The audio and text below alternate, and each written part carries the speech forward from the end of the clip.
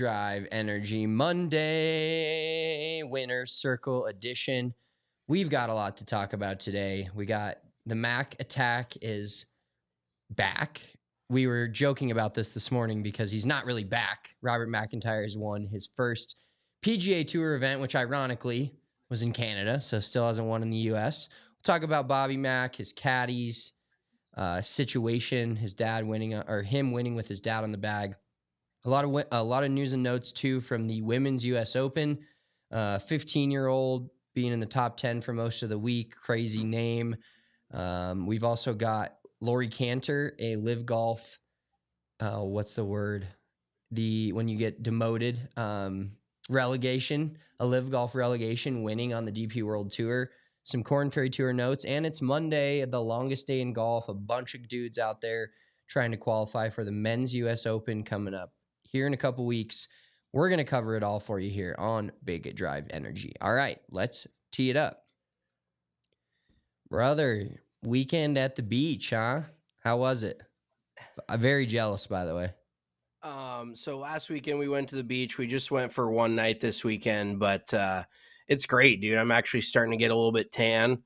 I actually make priority on my belly button with the sunscreen this year.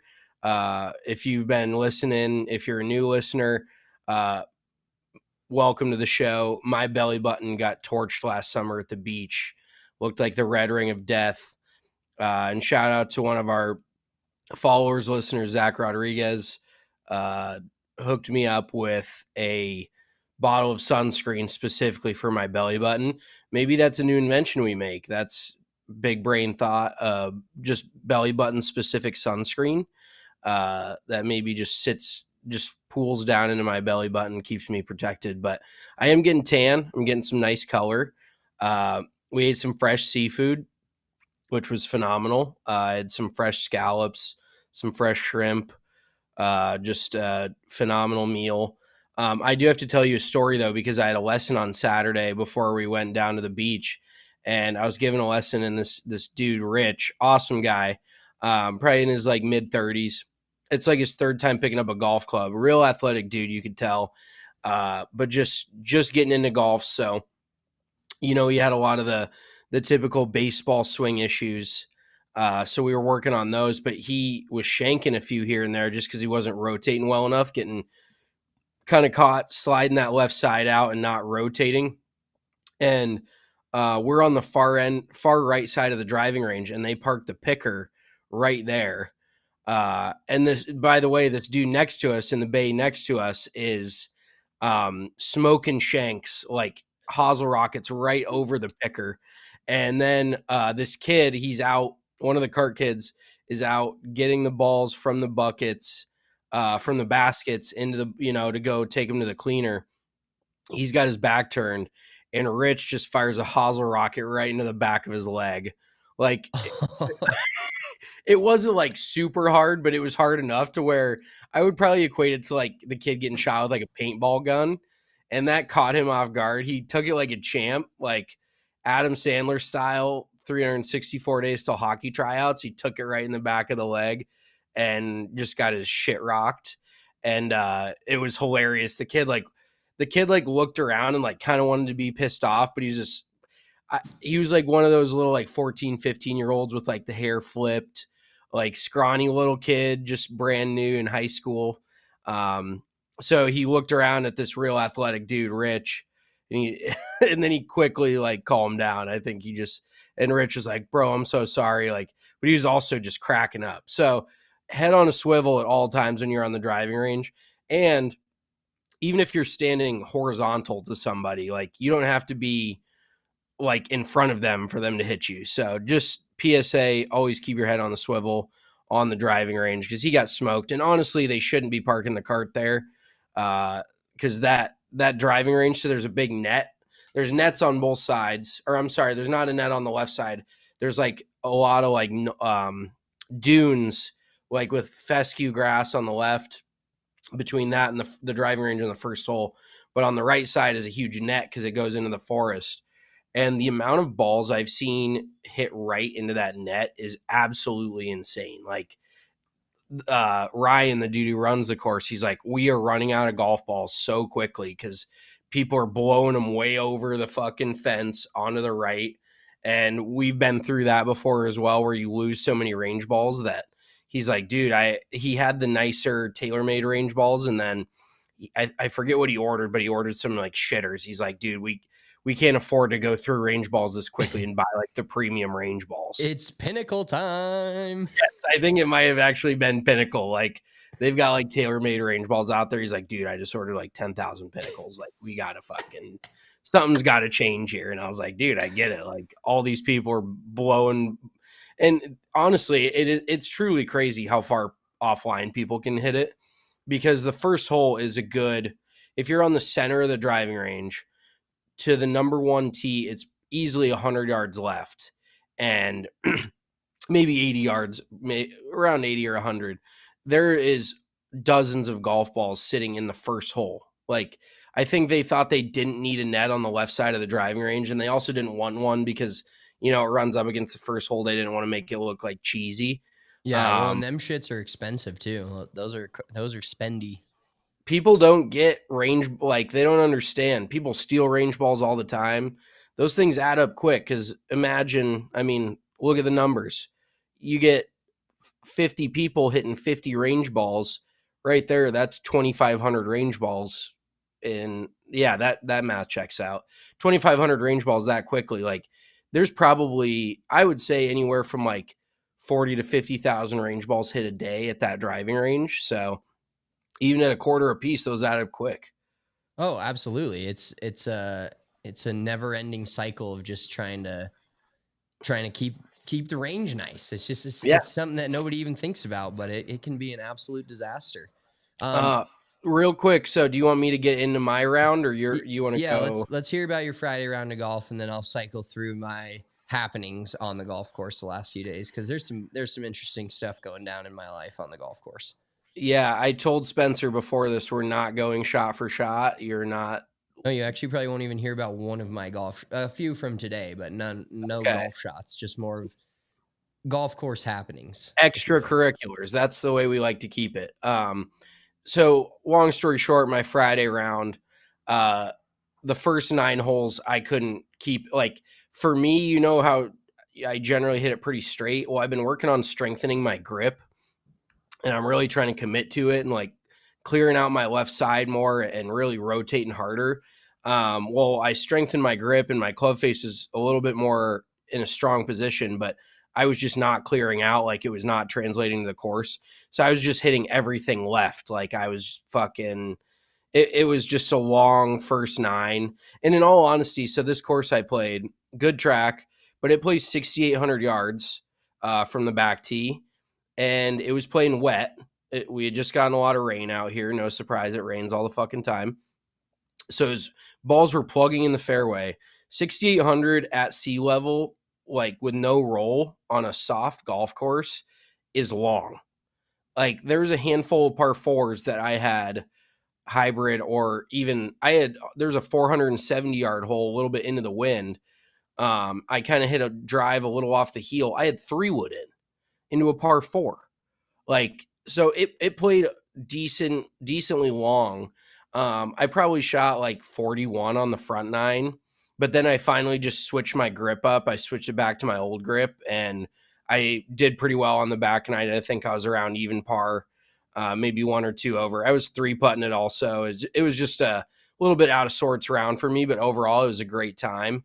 One of my playing partners, and this is actually hilarious. So shout out Sean Ryan, our buddy out in Colorado that just moved from Morristown. I got to tell this quick story.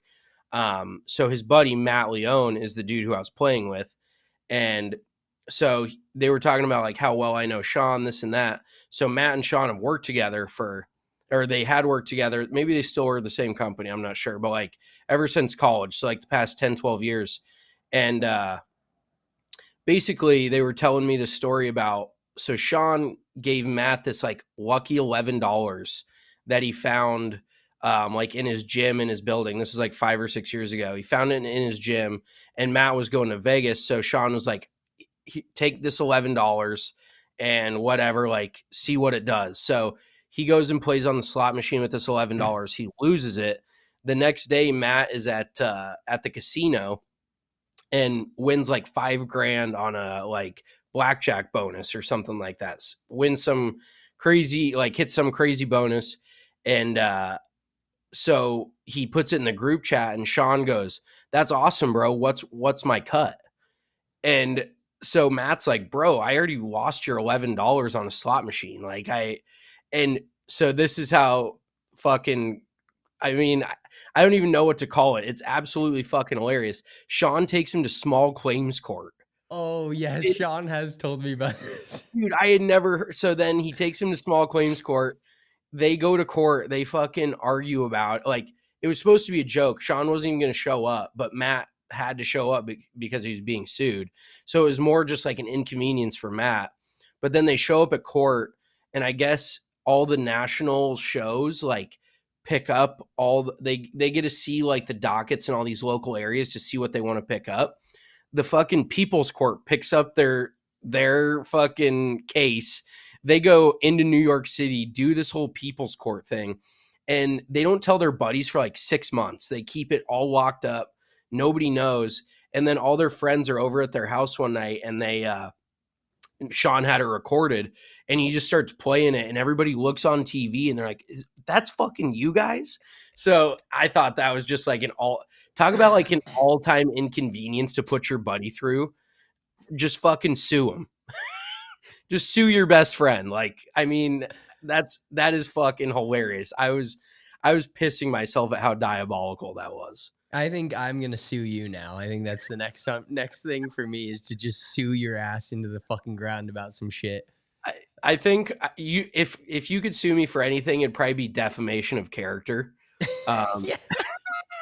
Because I fucking drag you all the time, and eventually the only way you'll shut me up is if you do sue me. So if I get some sort of fucking lawyer calling me up telling me that I'm getting sued, I'm gonna wring your fucking neck.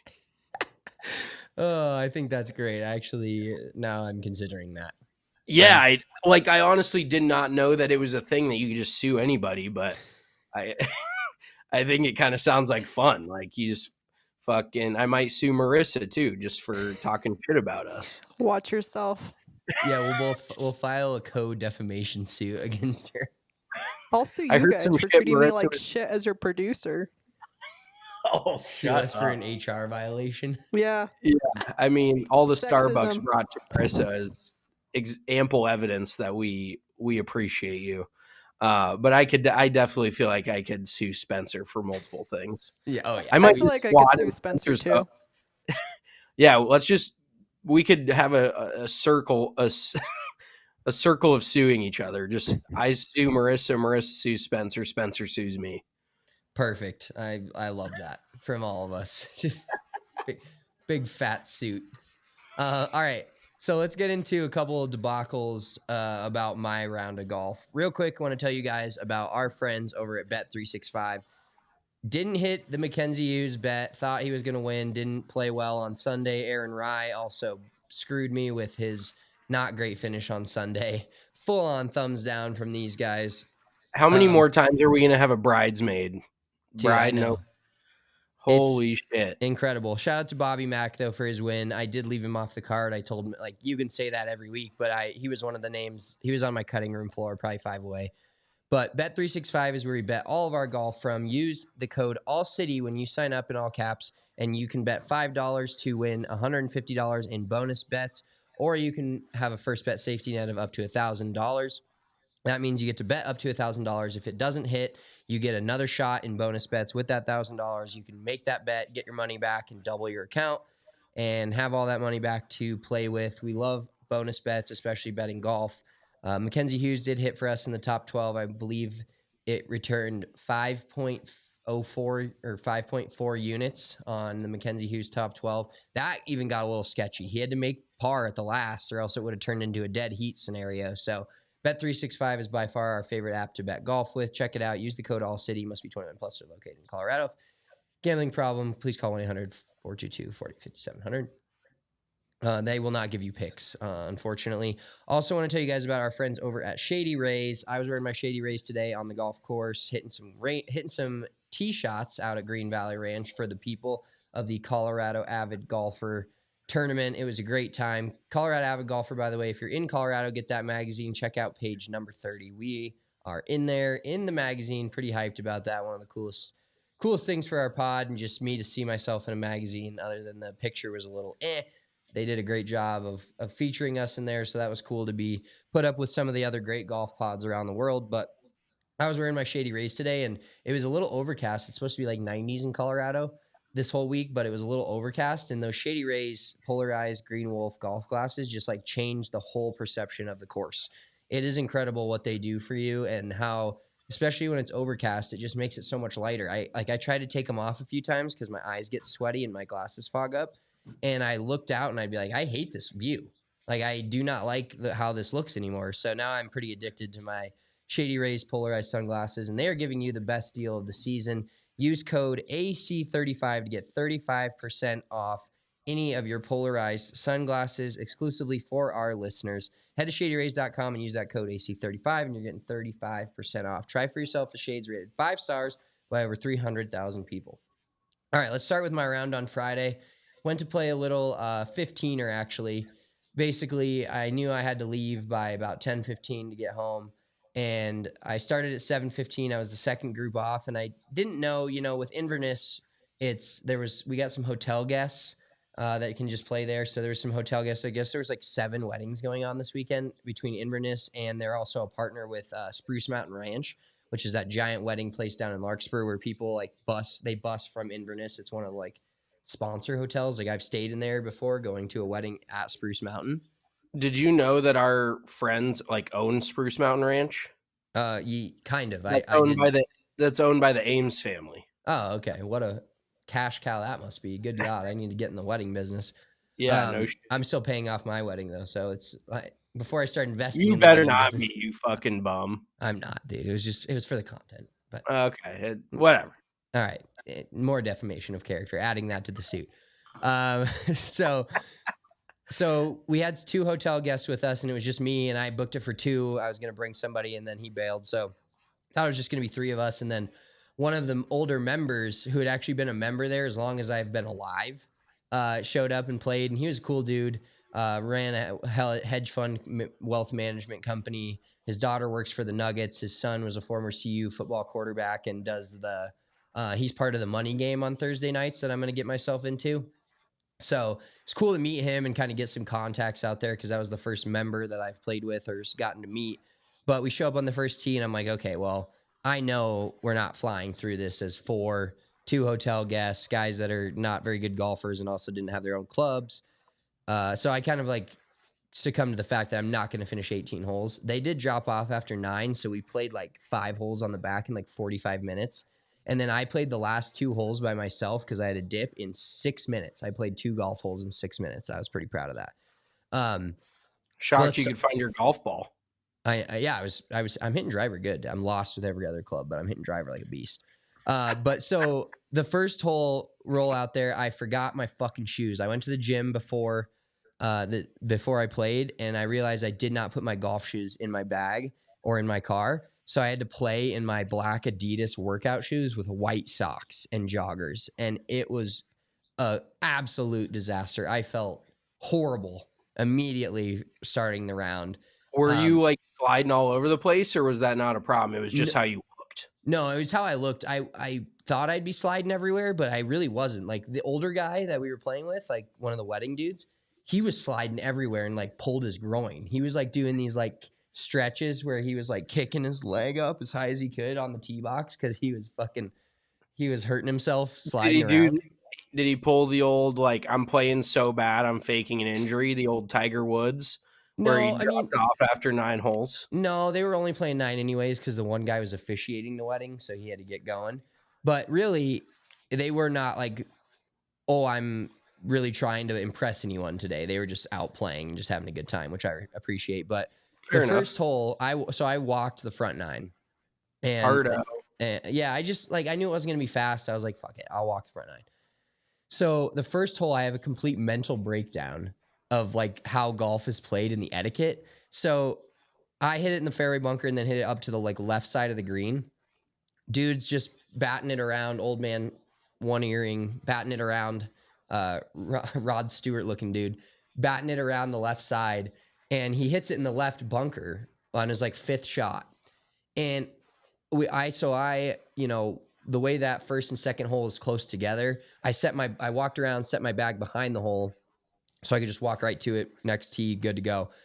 So then I come back around with my putter, and I'm like trying to debate whether I'm chipping or putting this. So normally I don't take very long over my ball, you know that. But I'm trying to debate this. I'm fucking wondering whether I should putt, chip. I'm setting down the wedge. I'm setting down the putter. Finally, I like get the putter, decide I'm going to hit that. Take another couple seconds, read this, like hit this 40-foot putt.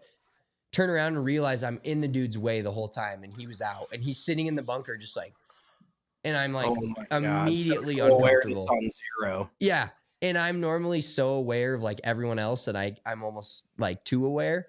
And I had complete debacle, mental breakdown, forgot he was there, started playing I was just so worried about myself and my own ball, trying to make par, trying to beat you after I put that shit on social media. All I wanted to do was beat you that day. And end up making bogey. And I said, you know, I deserve that. But it was just funny because usually just good about that. And I turn around and I'm like, oh fuck, I'm sorry, Jim, I'm an idiot. And then I was like praying that he'd make his putt just so I didn't look like such an asshole. And then he like 7-whacked it. And I was like, oh God, this is going to be bad. It was your fault for sure. That's why he did that. Oh yeah. I mean, he made a solid 10 on the hole, but either way, it was a fun front nine. And then they dropped off. We flew, I got a cart on the back, flew around a little bit. Back nine is so good there. I've kind of forgotten how good it was just because I haven't played it in so long. I've just been playing a niner. But back nine's great there. And then going on to yesterday's round, the other debacle. So we were playing at Wellshire, playing a niner. And the carts, you know, some of the like electric carts, the brake is on the top half of the thing. And the parking brake. Yeah, the parking brake is on the top half. You got to hit it kind of soft, you know, or whatever. Just get it to click, and then it locks. So RK picks me up, and he's like, hey, we might have to switch this cart out. Parking brake's not working. I was like, oh, let's give it a shot, whatever. We drive through this wedding that's at Wellshire. We end up driving through them like 3 or 4 times. It was kind of hilarious. But we get to the first hill, like right by the first tee box, and he hits it. And we're not incompetent. We're both played a ton of golf, played with the same carts. We understand what a golf cart is, how it works, how the parking brake works. So he hits it. We still keep rolling down the hill. He hits it again. He taps it. He does all the different variations that he could do with his feet. I try it, everything. Parking brake's not working. So we're like, all right, let's switch this out because we can't have this thing just rolling up and down hills. We drive it over, leave the key in it to the cart area. So I go into the pro shop, get another key, and this roided out like 50-year-old dude sitting behind the pro shop counter is like, you know, I was like, yeah, the parking brake wasn't working, so we flipped it out, whatever. He goes, you know, like the top half is the brake. Like you can't hit the whole thing, right? And I'm like, okay, I don't have time for this. I was like, yeah. I was like, oh, really? Yeah. Okay. Sorry. Oh, cool. You know, I just try to play it off.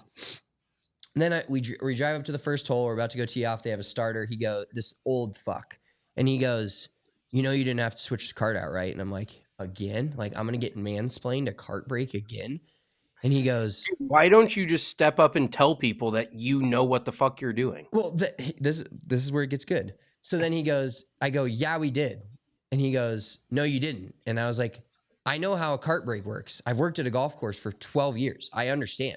He goes, no, you don't.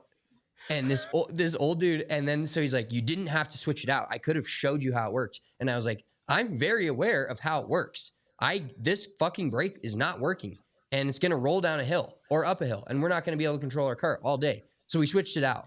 And he's like, what's your new cart number? I said, 26. He said, sign this thing. So I signed like the cart sheet, and then he goes, leave it right there. And I was like, it was like the clipboard was like leaning, so it just kept sliding off onto the ground. So I'm like trying to push it so it levels itself out and sits there. He fucking like slams it on the table with my hand on it, and fucking pen falls on the ground. I'm like, okay, fuck. I am heated. I am like so mad by teeing off on the first hole. I'm like, I've just been fucking mansplained how to park a cart with a parking brake when my literal first job was parking and washing carts. And I did 1,000, probably 10,000, 15,000 carts in my life. And I'm being mansplained how to fucking hit a parking brake twice by 2 different dudes.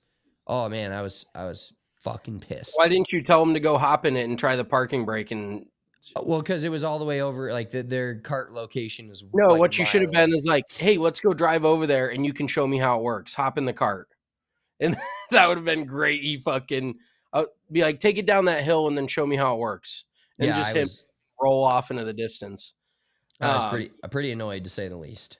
No, that's fair. That is very annoying. I'd be thoroughly pissed off as well.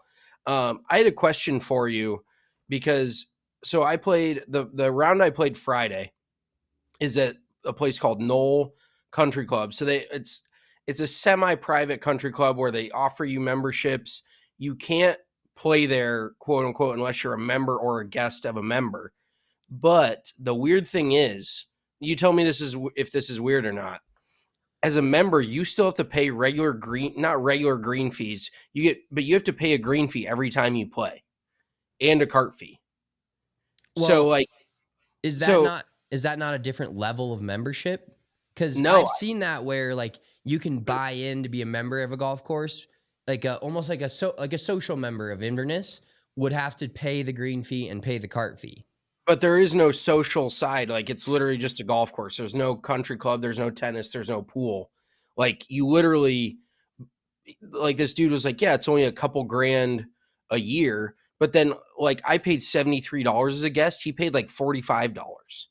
So you're dropping a couple grand to save yourself $25 a round, like $30 a round. Like, that, the math does not math there to me. So yeah, I think it could be one, like an exclusivity thing, like you want to be a member of a club, and also that place is probably way less busy than other places, you know, because you can't just have the public calling up every day. You're not like waking up, setting alarms, fighting for tee times. So I could see it from that end. But yeah, most courses like that, even a semi-private, will have some level of membership where you're never paying $1 at the counter, if you will, when you show up. You just make your tee time and play. Yeah, well, and also, I mean, it's a yearly payment type of thing where, like, we had out of Spring Valley where, you know, you pay your membership for the year and that's your yearly deal. It's not a one-time thing. So it just threw me off that you would drop a couple grand at the beginning of the year to, quote unquote, join the club, and then you're still paying a green fee and a cart fee every time you go out. Like, I get, like, paying a cart fee, you know, depending on the membership, but paying a green fee, what is the point? Like, maybe it's like owning a boat. You know, they say that the second best day of every man's life is selling or buying a boat. What's the first? It's selling it. Like, is being a buddy of a country club member better than being a member at a country club? Because, you know, I can text this dude and be like, hey, I want to play golf now, and I just pay the guest fee, whereas, you know, he's fucking paying a fee every time he tees it up on top of paying the initial, you know, $2,000, $2,500 a year. Like, that just blew my mind. Yeah, it does seem a little weird, especially to like re-up every year and not have a one-time initiation fee and a month by month. A boy, Greggy G, a lot of courses in Austin are starting to do the pay-as-you-go method. I think it's just a matter of there's such a want and need for golf that even private clubs are like, how can we up this and have more play and have more daily money at our club? What I was going to say is it's a greed factor at that point. Like, legitimate fucking private clubs are now making you pay a green fee on top of buying a membership. Like, I think that's over the top. Like, at that point, why join when you could just go play public golf elsewhere? You know, and I literally asked Matt, who's a member there, and I'm not giving him shit, but I'm just like, how many rounds does it break down to where your break even point is? He's like, oh, I have no idea. I'm like, so you just hand them $2,500 at the beginning of every year just so you can play here with no intent to like get a return on your dollar that you gave them, you know? Yeah. Yeah. It's normally when the club isn't accepting new members.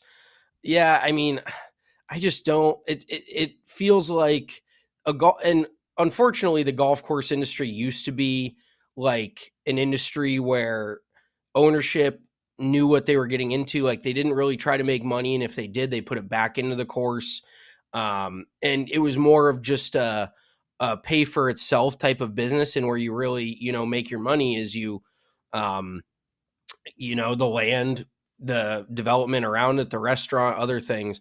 But I just feel like since COVID, all these owners have gotten so greedy about like margins on golf that eventually like it's got to fall off somewhere. You know what I mean? Who can afford to keep paying $100 to play 3-4 times a week on top of equipment, on top of everything else? Like it just gets to a point where it's almost like crazy to me. Yeah, I think judging by that, it would be people have already played out there. They like the golf course. They want to be a part of it. And did you notice, like, was it very busy? Like, or was it pretty? No, it was busy. It was a busy course. Like, I mean, there was it was stacked in front of us, stacked behind us. So, I mean, it definitely wasn't like an exclusivity thing where, it's keeping people out. And maybe that then they, and the unfortunate thing then is they just raise their prices. I guess it's just supply and demand. And I just sound like a complete dipshit going on about this, but being in the industry and knowing, 10 years ago, how hard it was to get a membership and, obtain the membership and what you would do in order to like take care of them versus now, like you're turning people away. You can almost raise prices every single year and you're going to have more demand year after year. It's just like insane to me. Like I love that golf has gotten that much bigger, but at the same time, these courses are going crazy with it. Yeah, and I think that's where like Inverness is obviously like a much cheaper initiation fee. It allows me to get in. There was a long wait list, and I don't know exactly how many members there are, but when you can have just a random twosome of 2 members and 2 hotel guests, like the hotel part of it is like they're almost their public play. You stay a night there, you can play there. Obviously, I can have guests out whenever I want. So it is kind of an interesting, being more in the private game rather than public. But even when I think back to Spring Valley, we were almost like, I don't even know what you call it, but semi-private in the fact that like people could be members and you could buy a full-on membership where all your golf is free and you get to book tee times before everyone. So only tournaments were stopping you from playing, but then you could just book a tee time there randomly anytime. So that obviously cuts out those people from the Knoll or West. What is it? Knoll at the West? No less. So another, like, I want to move on quickly because obviously we've used a lot of time by talking about this, but also, so they have Knoll East and Knoll West. The East course is fully public. So they have 36 holes out there. The other one's fully public, a little bit more like rinky dink. The West course is more like country club. I mean, it is a great course. Like it's widely known as probably like a top 10, course top 15 course that you can play like in the state of New Jersey as a country club, whatever. But the other weird thing is that it's a country club, but it's ran by the county. It's owned and ran by the county. So like it's publicly owned or, city owned country club where the city is making rates. And I guess like when COVID first happened, they didn't even have a food vendor. Like they didn't even have food there or drinks there. So I guess you were able to like bring all your own shit. They were like, yeah, bring your own booze, whatever.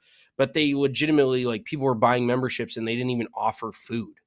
Like fucking insanity. Yeah, that's like when you talk about a course just being just golf, that is just golf as it gets. That is literally like, yeah, you just golf. Yeah. But no, it was just an interesting thing, and I was curious because I think it's a thing out here. But if I was buying a membership, I wouldn't buy a membership to just go pay a green fee every time I wanted to tee it up. That feels like defeating the purpose of a membership. Yeah. Oh, 100%. All right, let's talk about just golf, and we got a winner's circle Monday with a lot of different topics, a lot of different winners this weekend. So I want to start out with the U.S. Women's Open. Of course, this was a Charley hole weekend. Everybody was talking about Charley hole, but let's talk a little bit about Yuka Sasso, who won her second U.S. Women's Open title. She's only 22 years old, and she's got the Brooks Koepka about her. She won the Women's U.S. Open in 2021. has not won a single tournament since, and then goes and wins the U.S. Open this weekend in Lancaster, Pennsylvania. And those are legitimately her only 2 LPGA Tour wins. Yeah, just women's That's U.S. Open. Insane. You just win majors. Well, and the other crazy thing is, so I don't know exactly how this all works, but in 2021, she became the first ever female golfer from the Philippines to win a U.S. Women's Open. And then she has dual citizenship, Philippines and Japan, because her dad's from Japan, her mom's from the Philippines. So she made a change in her life in between then and now solely represents Japan. So she's won a Women's U.S. Open as a Filipino and won a U.S. Open as part of Japan. And so now she's going to compete in the Olympics for Japan. And well, I was going to say for Japanese, but that doesn't fucking add up. Japanese. She's going to compete for the Japanese in the next Olympics, but competed for the Philippines in her last Olympics. So kind of a crazy scenario to basically win 2 of the same major, but basically being from 2 other countries. I don't know how you just, the process of deciding where you're from. Maybe, like I'm from Elizabeth sometimes, and then I'm from Colorado other times. That could mean very different things to if you IYK scenario. But kind of crazy to just win 2 women's U.S. Opens and nothing else. And obviously we saw Nelly Korda make a 10 on a par 3, which was or 12. Did she make a 10 or a 12? I think it was a 10. I think she hit 3 balls. So she hit 1 in the bunker, 2 across the green into the water, dropped 3, hit 4 in the water, dropped 5, hit 6 in the water, dropped 7, hit 8 on, and then 2 putted, I want to say, if that sounds correct. But it was crazy because, it was before it had even gotten on TV or anything, and everyone thought it was like a typo.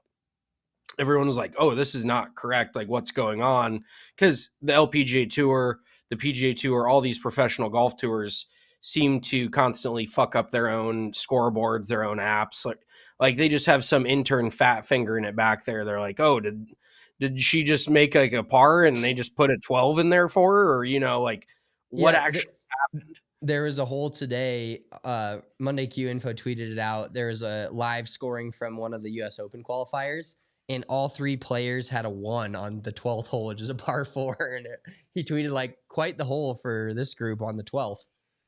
Yeah, no shit. So yeah, I mean, that was insane. And Nelly, like, she took it like a champ. She did her, post-round press conference, and it just goes to show you nobody is impervious to having a bad day of golf.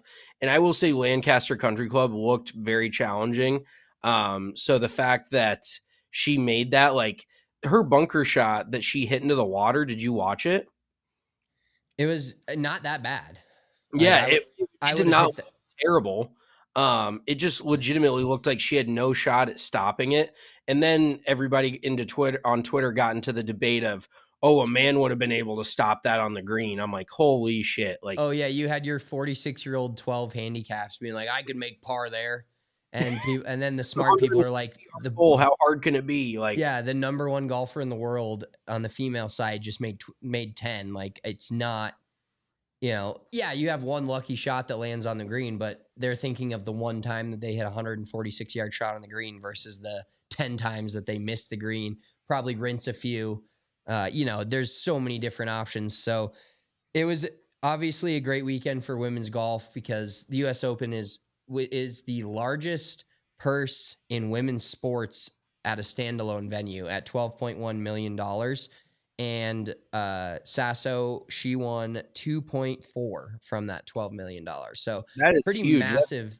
Yeah, that has made a massive jump in recent years. And I actually saw that Front Office Sports. If you're not following them on Instagram, they're a good follow. Just they talk about, the money behind sports and TV rights and all of that. But I guess women's golf has also seen a massive uptick in ratings. They're kind of, and it really, like, I don't want to go to women's basketball, but kind of a rising tide lifts all ships type of thing. Like, women's sports are just on the come up from a TV viewership perspective between, women's basketball, and now we've got a superstar in the making, well, already kind of made. She's already here in Nelly Corda. But those ratings are huge, and they're like, I guess the TV ad space for the women's majors has gone, the ad buy has gone up majorly. So women's sports is definitely trending in the right direction. But real quick, I wanted to tell you a story about you were mentioning like the dual citizenship. So I think one way to do that is through, and I don't think that Sasso did it this way, but I think a former PGA Tour player did, is if you get married to, a citizen of a certain nation, and then you spend some time of the year over there, because Rory Sabatini, That's exactly what I was going to go back to. Dude, so he's not from South Africa, or he's from South Africa. He was representing like fucking Switzerland. I think it was, I want to say it was Japan, dude. It wasn't Japan. It was not Japan.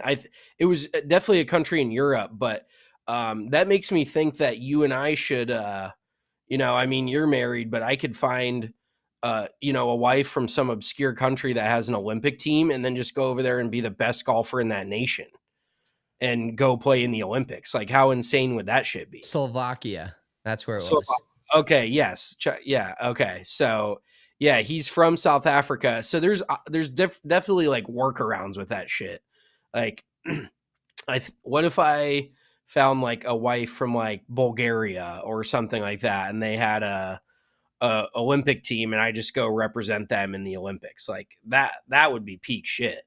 Yeah. Oh, 100%. Just wrapping up this Sasso stuff. She is now the youngest, which is crazy because we talk about how young last week, how young all the LPGA Tour players are, how young they start.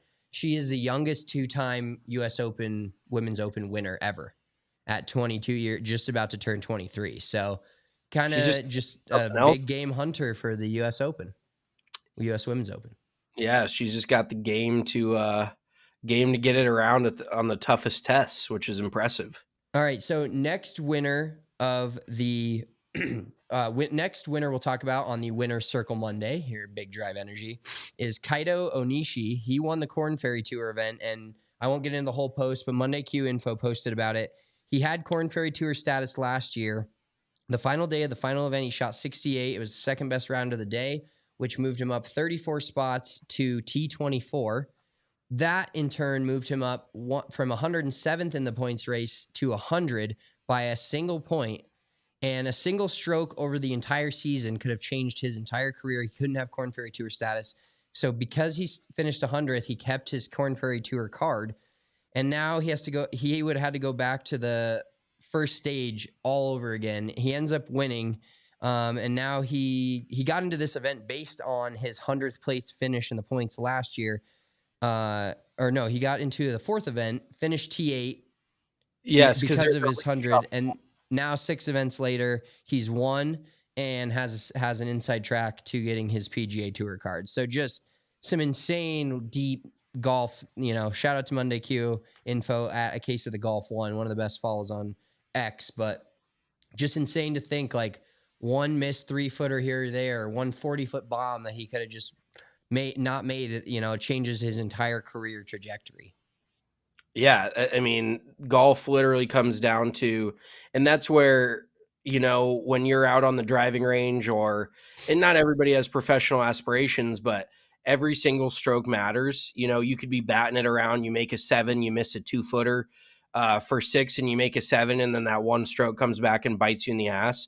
And it is tough sometimes to focus, but ultimately you never know what one stroke could do for you, especially in a season-long points race like that. So I think the whole thing was, Spence, he got to 100th, which gave him some sort of conditional status, got him a few starts, and then so he got into a few events.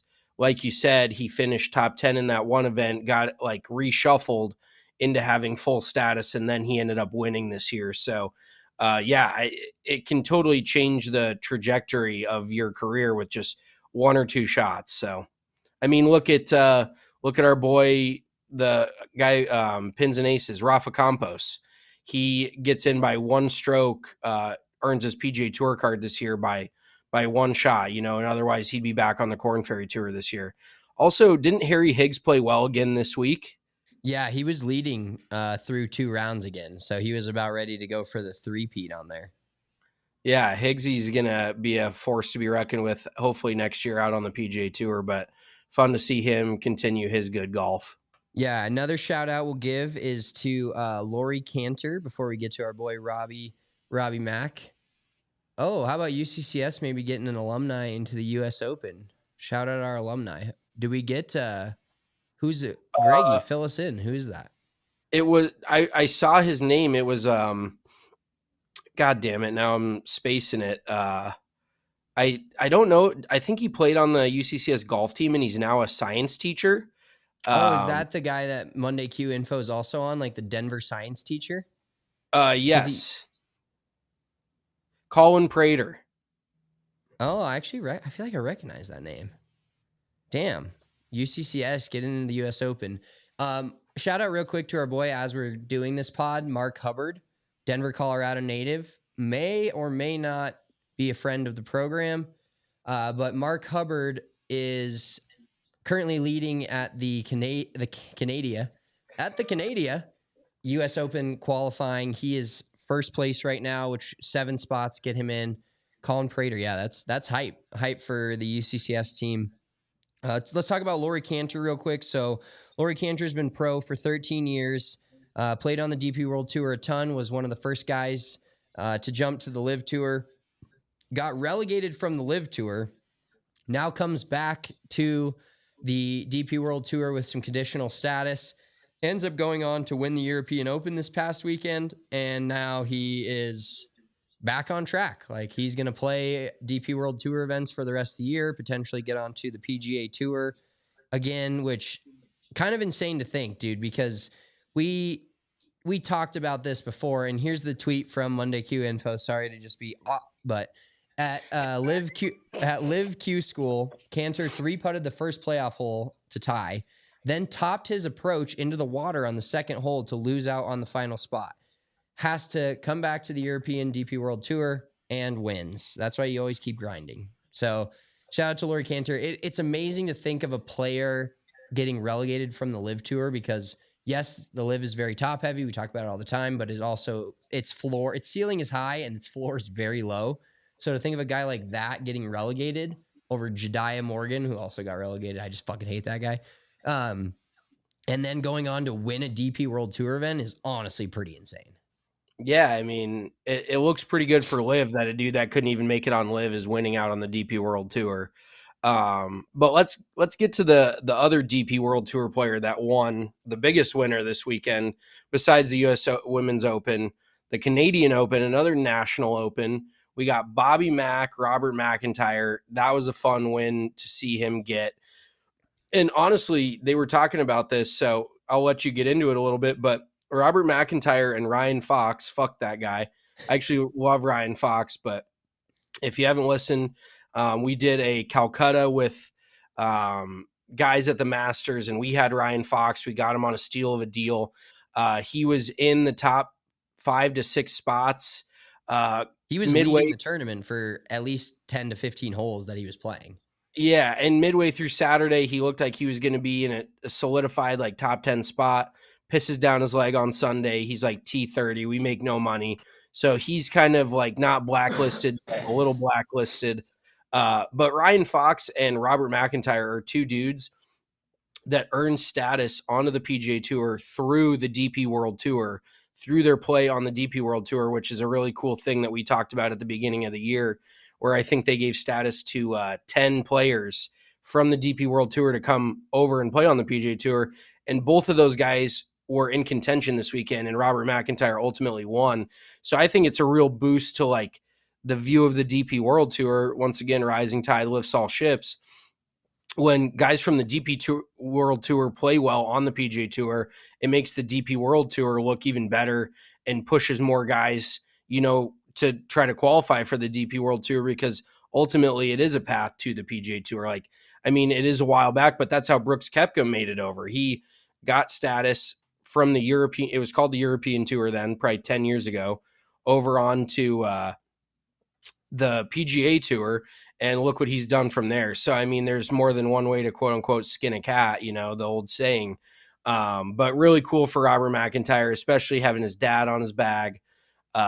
Really, really cool story. Yeah. So we have a couple clips to play here, but first, this is Bobby Mack's portfolio of National Open performances. So this guy's just a National Open hunter.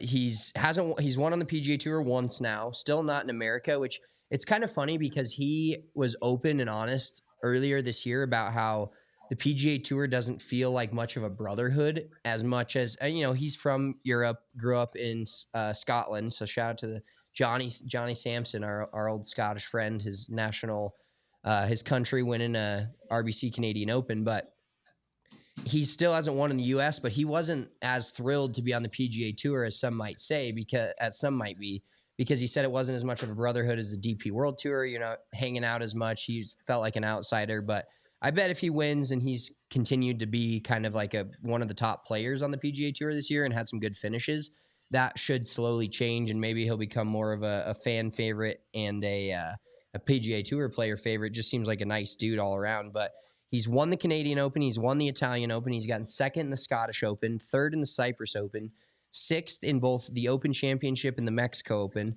seventh in both the Kenya and the Turkish Open, eighth in the French Open, and then T13 and T15 in the Irish and South African Open, respectfully. So this guy just, any Open, Bobby Mack on the card. That's the new rule. Going forward, that is going to be the new rule for us as Bobby Mack supporters. That begs a question, because we do have another, I think, signature event coming up this next week for the PGA Tour. Is that correct? Yeah, the Memorial, which Bobby Mack is skipping. Well, that's what I'm saying. He got into the Memorial because of this win. He immediately turned it down because he wanted to go party with his mates back in Scotland. I feel like such a square saying that, even though that's how they say it.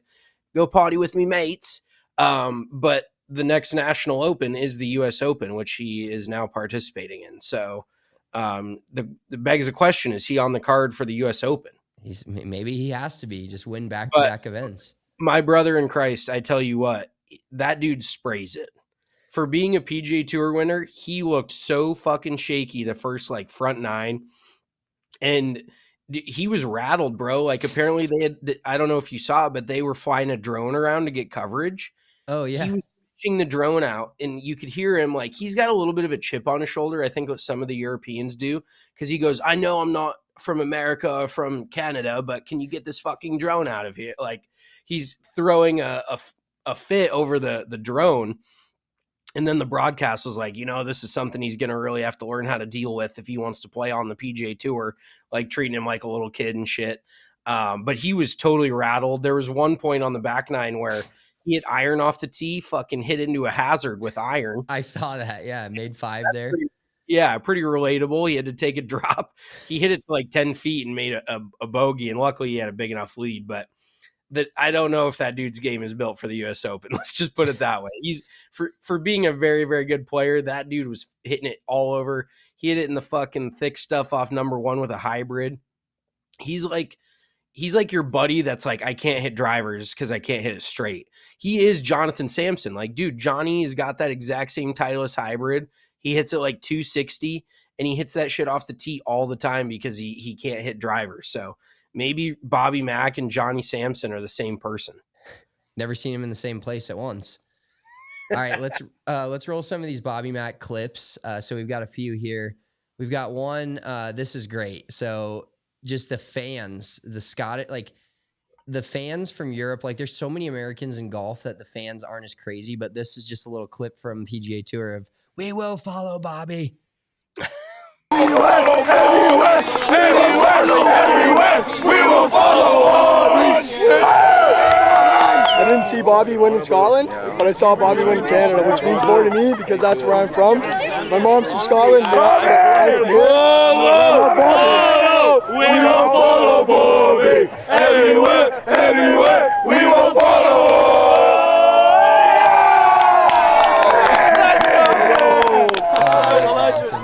Big legend, big man. And then he signed a bunch of autographs. It was like super nice afterwards. Next clip we have, I think, is just a photo. Or nope, this is a good one. Nope, let's roll this one. This is great. So this is just his post-round interview. Robert we'll play a MacIntyre. little bit of it, but his dad is incredible too. So we're gonna roll that. Through tears, you just said to me, "Who would have thought?" I have to think this man to your left has believed in you your entire life. But why is this one so emotional for you? Because of this. I mean, I'm speechless, to be honest. I don't think I'm looking for a caddy. I think Lincruton are looking for a greenkeeper. It's just, yeah, this is just everything for me and my family, my girlfriend, my team. Can't believe I done it with him in the bag. It's just, I'm crying with joy, but laughing because I didn't think it was possible. This life on the road is not easy, and in Myrtle Beach, you talked about being homesick. You bring your dad out, the biggest piece of home you could ask for by your side. How much has this helped determine this? You know, I was going down the last there and was trying to tell me, stay focused, just swing smooth, because yesterday I got a little bit too fast, and in my head I wasn't listening to him. I was like, I'm wanting to win this for my dad. Like, this is a guy that's taught me the game of golf, and I just can't believe I've done this with him in the bag. Dad, it looks like you're taking this one all in. What is it like? Elite athlete on your own. You have been so committed to your son's success ever since he showed passion for the game. What's it like to be a part of this moment? Unbelievable. Yeah. I'm a grass cutter. No, a caddy. Sorry. Oh, can he? Yeah, honestly, it's unbelievable. I got phoned last Saturday night. He phoned me. I'm sitting on the couch at home, 8 o'clock Saturday night, and I'm like, can I leave my job here? I'm busy at work. Of course you can. Aye. 8 o'clock the next morning, I'm on a flight out here, and wow. Just one last question. You've now played yourself into the Memorial, into the U.S. Open, into Travelers. Is Dad hired on the bag for the next 3 big weeks? No, Dad's on the flight home on Monday, and I think me and my girlfriend might go home on Monday as well and just have a hell of a party back home, because this is incredible. The whole support I've had from right, Scotland. Stop it there. I think it's so legendary. He's just like, I don't want to go play the Memorial. I'm good. Okay, does he give his dad 10%, or is he getting way more than that, or what's the story there? Well, so he said he was going to pay off his parents' mortgage. So who knows what that number is, but it sounds like he's paying off their mortgage. So whether that's a couple €100 or however it breaks down. But yeah, I definitely think he's slipping him a little bit more than the standard 10. The other funny part too, obviously this is super touching, and it just like makes you so happy, and it's a heartwarming story. But even his dad must have told him, he's like, I'm not doing your yardages, because Robert MacIntyre was stepping off all of his own yardages by himself. So how funny is that? His dad's on the bag. His dad's standing there. His son's stepping off all the yardages. He's just letting him do his thing. Like, he's basically quote unquote caddying for himself. You know, when you have a guy that doesn't really, he knows golf well, but he hasn't been with you all year, all that, there's really nothing much that he can provide other than support and, encouragement. And it sounds like that's all Bobby Mack needed to get the job done. But yeah, the fact that he's going back, not going to play the Memorial where the purse is huge again, to go party with his buddies is just, it's so on brand for like Scottish dudes. Like, he's probably still drunk right now. Oh, 100%. Another shout out to just a random fan that got to caddy for CT Pan. Fluff, very old historic caddy on the PGA Tour. I believe he's 76 years old, hurt himself. Historic. He literally is historic. If you look at him, he looks like the fucking Lorax. He got hurt. CT Pan just had a random fan carry his bag. Ended up, I think he made bogey on the first hole, but he ended up like holing out for eagle on one of the holes. And the guy, is just not doing anything. He's just carrying the bag, but still kind of an incredible story that just a fan gets put in. So real quick, he ended up having 4 caddies that day, because what happened was So Fluff got hurt. The random fan comes out, just an absolute hoss, fucking unit of a guy, can hardly fit the bib around him, but an all-time story to tell. And then the director of caddies comes out from the PGA Tour, hops on his bag, relieves the big fella of his duties. And then I guess there was another caddy whose player hadn't made the cut that was still in the area, and they reached out to him. So it went from the spectator to like the caddy director to this other caddy whose player had missed the cut. So just a clusterfuck of a round for CT Pan. And the fact that like I didn't even know Fluff was still on the PGA Tour caddying. So that was kind of like, oh shit, Fluff got hurt. He's still out there doing it. Like there's some serious hills out there. So I could see how he would slip and eat shit. Yeah, dude. And his nose was all bloody. He looked like a fucking old man on a ship, dude. Just like absolutely just destroyed. Like he couldn't even, I felt horrible. No, that is terrible. You got to think he's made enough money now where he doesn't have to keep working at the age of 7. You said he's 77? 76. Fucking what is he doing, man? Go retire. That is insane. Speaking of retiring, we're about to retire this podcast, but we also want to talk about our mulligan of the week. So every Monday we have a mulligan of the week. It's where something happened to us in the past week. We wish we could have it back or make a different decision. I'll start out with mine. So I'm very particular about even my t-shirts when I wear them. If I'm wearing them out in public and not just at home lounging on my couch, I can't stand when my shit's wrinkled. It drives me crazy. I've actually just added a third arm to my closet to where I can hang just my t-shirts up so they're not wrinkled when I put them on. Long story short, I decide to iron my shirts. When I pick out a shirt that I want to wear, if I pull it out and it's wrinkled, I iron it. So I was ironing my shirt the other day in the morning, and I go to where my iron plugs in. It's like behind my kind of couch, so in my room. So I go to reach behind the couch and unplug the iron, and it's sitting up. And I just sizzle my ribs, just the hot iron straight to my ribs. I've got like a 2-inch long just line right across my ribs. And so that's going to be there forever, which is kind of cool because I look fucking tough now. But the way it happened was pretty sad. It's not like I got until sliced. You tell a story and you're like, yeah, I had to iron my t-shirt. Yeah, I got sliced at war right across just barely skimmed me though. Fucking still alive. No, I was ironing a fucking Coors Light t-shirt trying to wear it to work and never ended up even wearing it. What an L. Oh my God, you're a bum. And I will say also you have a million t-shirts. So just the fact, isn't it funny how you go through rotations though, where you'll wear like the same 6 or 7 shirts for like a couple months and then you'll like flip around your drawers or whatever. And then all of a sudden you forget that there's a shirt that you had and you're like, holy shit, I missed this shirt. I go through that. I don't know if you do because you have an entire room. Oh yeah, dude. I'll find shirts that I'm like, oh, I forgot I fucking had this. This is sweet. I'll put this back in the road. Yeah, exactly. You got to get it back in the rota. So my mulligan of the week. So when we were leaving Saturday to go to the beach and go to the golf course and then the beach, I had to go stop by my car because it's parked across the street in a lot. And so I put my car keys in my girlfriend's purse in her car, and didn't use my car this weekend, so I wasn't thinking about it. And then today I want to go hit balls, and then I was going to go bring her lunch. I know, such a sweet guy. And I go to where my keys normally are, and I realized that my keys are still in her car. So I effectively did not have car keys for the day. And plus this car didn't come with spare keys, which I now in hindsight feel like is illegal. Like, I don't know why I didn't get a spare key with this car. I don't know how you can sell a car with one set of keys.